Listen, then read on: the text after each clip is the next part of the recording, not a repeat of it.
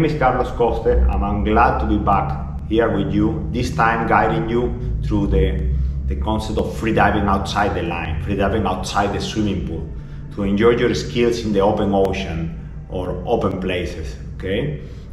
In the next minutes, you are going to enjoy some tips and ideas how to develop this, specifically in Sea of Cortez.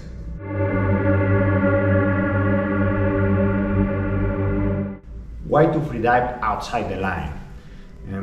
For me, it's the most fun part of freediving. Of course, it's fundamental for learning, for educational purposes, to use the line and the swimming pool to learn the technique, okay?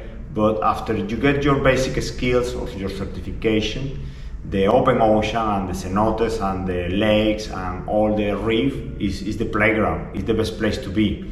For competitive freediving, the line and the pool are the field, are the track for us.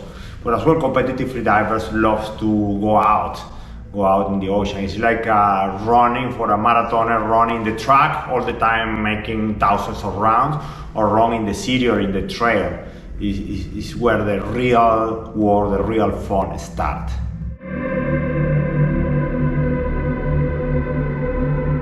Freedive outside the line is very exciting and is the most fun part of this sport, okay? Is the reason why we do freediving is when you are in the ocean and you see a pod of dolphins and you just jump from the boat to the water and you have the opportunity to swim with these beautiful animals. Can be whales, can be sea lions, can be sharks, but this is when you really are living the freediving in the more natural way. Then there are a lot of many reasons more why to do this, because you can use your freediving skills to underwater photography, fauna tagging, collaborating with scientists. You can explore new places, explore caves, explore beautiful locations outside the line.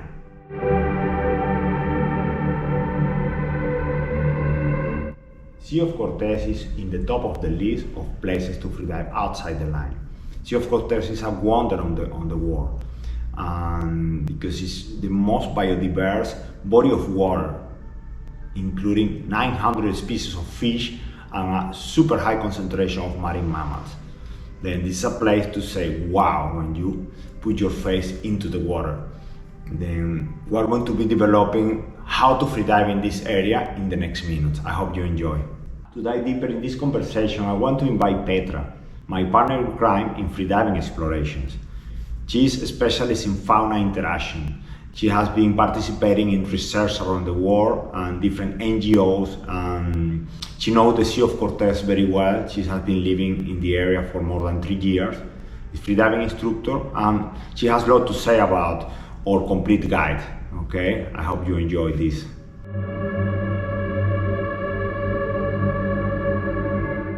Hola, I'm Petra, and I live in La Paz near Sea of Cortez. I'm underwater photographer, freediving instructor, and a specialist with fauna interaction. Jacques Cousteau one day said that Sea of Cortez is the aquarium of the world, and he was right. The amount of fish species is more than 900. We have more than 2,000 invertebrates, really high concentration of mammals as well. And the Sea of Cortez is the youngest sea in the Earth.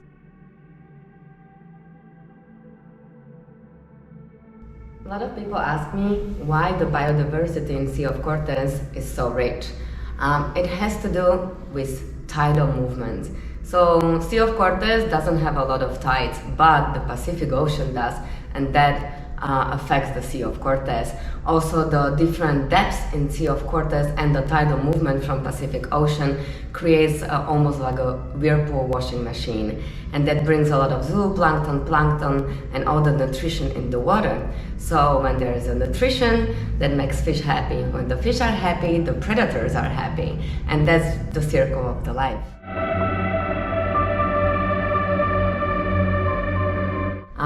The first season is the spring season. The spring season is amazing for mobula aggregation. It's thousands and thousands of mobula aggregating together, and it's absolutely stunning and beautiful. The water temperatures are still a little cold, running around 22, 23 Celsius. Deeper with a thermocline, it can go down to 18 Celsius. So you definitely have to have a nice, good wetsuit around 5 millimeter. The visibility varies. It can be still a little green. It has a lot of plankton and nutrition in the water. That's the reason the mobulas are here. It starts usually around end of March, goes through the April, and goes through the May. The May, the water temperature goes up, the visibility starts getting a little better, it's becoming more blue, and it's great for the photo opportunity and free diving. Along with the mobulas, around March, April, May, sometimes all the way to June, it really depends every year. We can be very lucky and see orcas. The orcas love feed on the mobulas, so that's the reason they are around. We still can see humpback whales because they are here in the winter, so they usually stay till early spring, sometimes late spring. You are lucky, you can see blue whales. They're always swimming through the channel. It's an absolutely beautiful experience. Minke whales and a lot of different mammals. Summertime in Sea of Cortez. In terms of animals, we are starting to get giant mantas around July, end of July, depend on the year, and the visibility is getting better, the water temperature is getting warmer, the outside air is getting really, really hot, so you need to really compensate that and make sure that you stay hydrated. Autumn in the Sea of Cortez. I think one of the most popular seasons for freedivers, and not just freedivers, photographers, divers, people who want to see as many animals as possible. Starting September, end of September, October, we have a lot of newborn sea lion puppies around, swimming everywhere. The visibility is absolutely amazing. There is almost no north wind. The Sea of Cortez becomes like a lake. Besides the lake conditions, the temperature of the water is also still amazing. It's around 28 Celsius and it's very slowly getting cooler. This time of the year is great for a lot of different things. As I mentioned before with the sea lions, we also have a lot of wrecks with a great visibility, with a lot of fish life, with a lot of turtles that you can go and explore. We have an island with some caves, so it's absolutely amazing to see the caves. If you want to, you can drive down to Cabo Pulmo, where you have an option to see bull sharks and tornadoes of jackfish swimming around, and a lot of different options. And finally, the winter in the Sea of Cortez. Starting in December, the water temperatures is going slowly down. You can expect around 24 Celsius. The visibility is still manageable, but it's getting more greener, more nutrition is coming in the water. What that means, we have the whale sharks showing up already starting in November, but in December the concentration is much, much higher. The humpback whales are starting coming in, and a lot of different species of whales. As the winter progresses and we come to January, February, the visibility is very limited. The water temperature drops drastically down to 18, 16 Celsius. But the advantage is that you have a lot of whales and a lot of big animals coming in because the nutrition in the water. This time of the year is not the best time to free dive, but you can still enjoy the beauty of the whales swimming around and all the big animals coming in.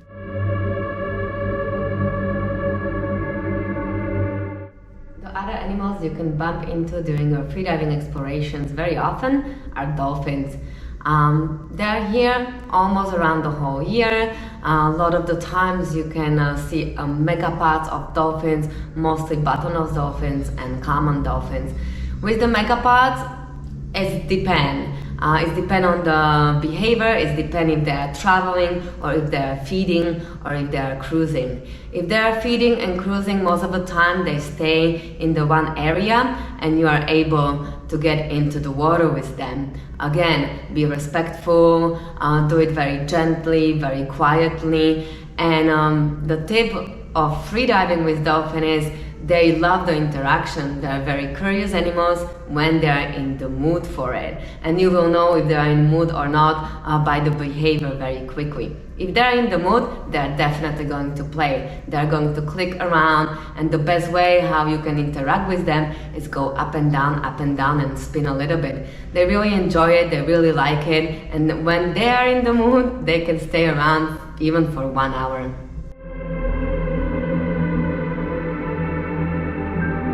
We have different species of sharks.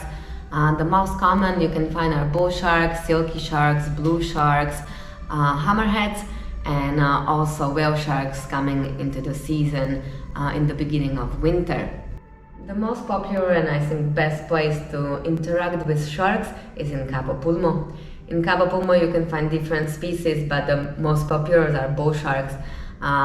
It's a national park. The bull sharks have a cleaning station, and it's very nice and enjoyable to go down there, sit on the bottom and watch them to swim around you.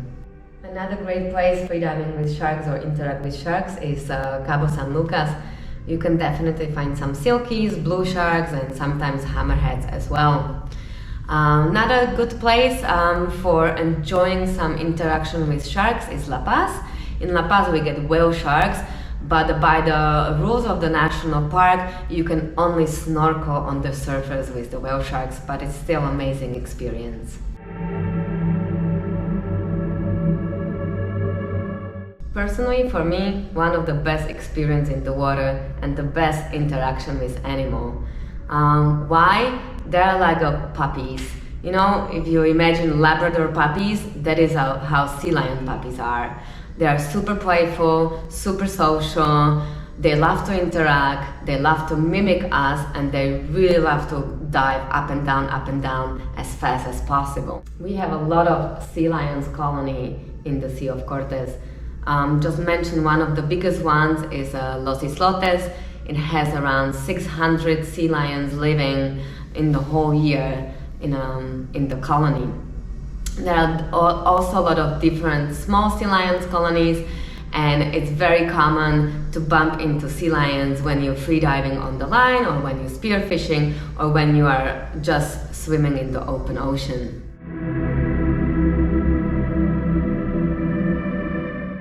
So there are a few guidelines I would like to mention.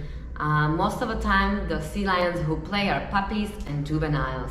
The female and the alpha males, they don't interact, they don't play, they usually stay on the rocks or sometimes swim around. The best thing how to get their attention is to swim down to like 1 or 2 meters and put yourself into position with the head down. They get absolutely crazy. They start mimicking you and they just want to play. The little puppies also have personalities.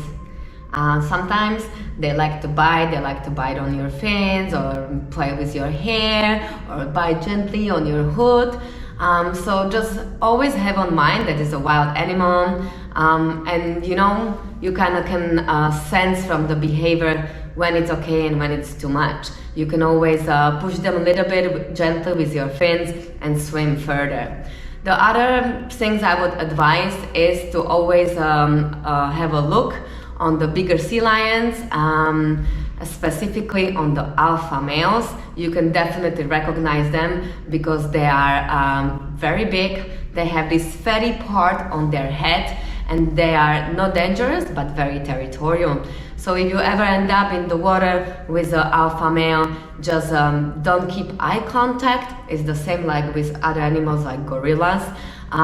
You make yourself look more submissive and you just gently swim closer to the boat or further from the rocks or further from the place that he's guiding as his territory.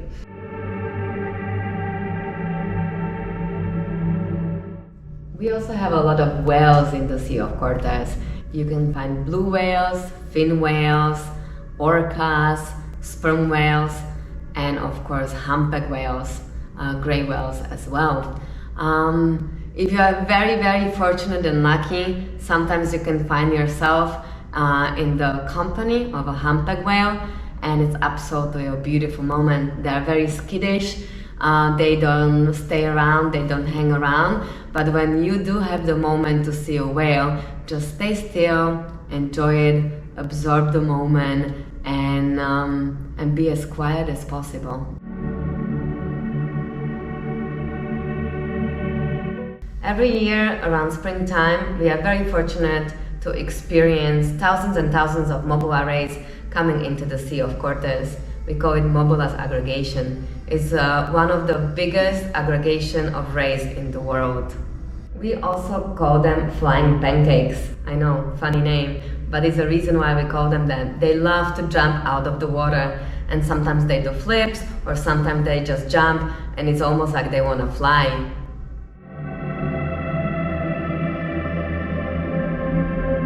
This is actually really good because that is how we usually spot them. So we freedive with Mobula rays using the boat. We look for them. The best time looking for them is early morning or right before sunset. That's the time they love to jump the most. So it's very easy to spot them from the boat. When we are getting in the water with Mobulas, we have to be very quiet, very gentle, not jumping on top of them, being very respectful. When we get in the water, we just observe. We see how the school reacts, how they are. Some school of the Mobulas are very skittish and they have the tendency to run away. Some of them are more comfortable with us and they stay with us. So we always first observe and feel the vibration of the group. When the group accepts us, we swim with the group and move slowly with them and enjoy the time as much as possible.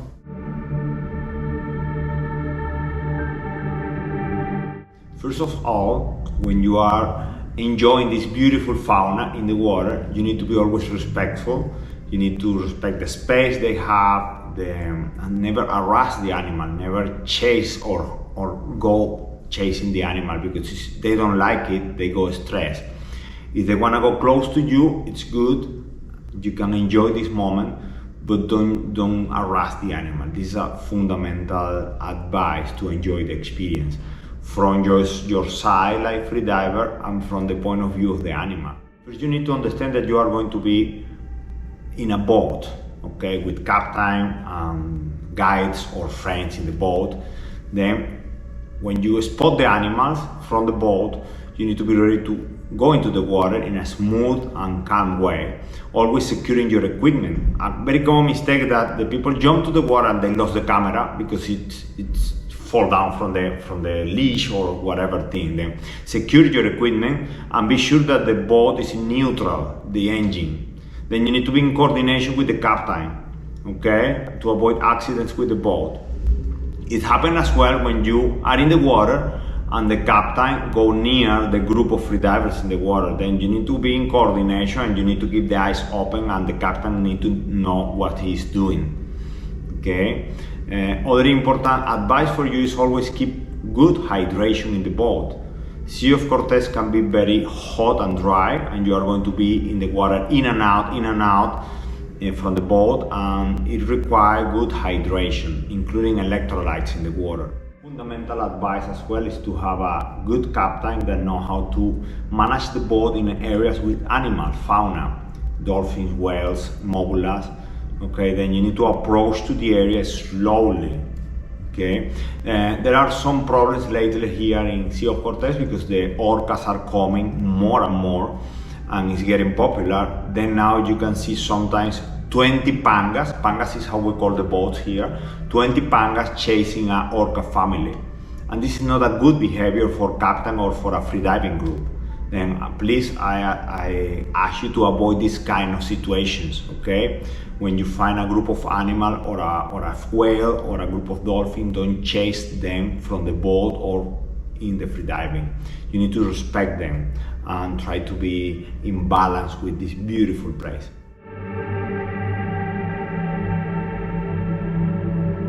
Finally, I hope you enjoy all this material, experience and images we are sharing with you. Petra and me hope to see you soon here in Sea of Cortez, and let's freedive explorations together.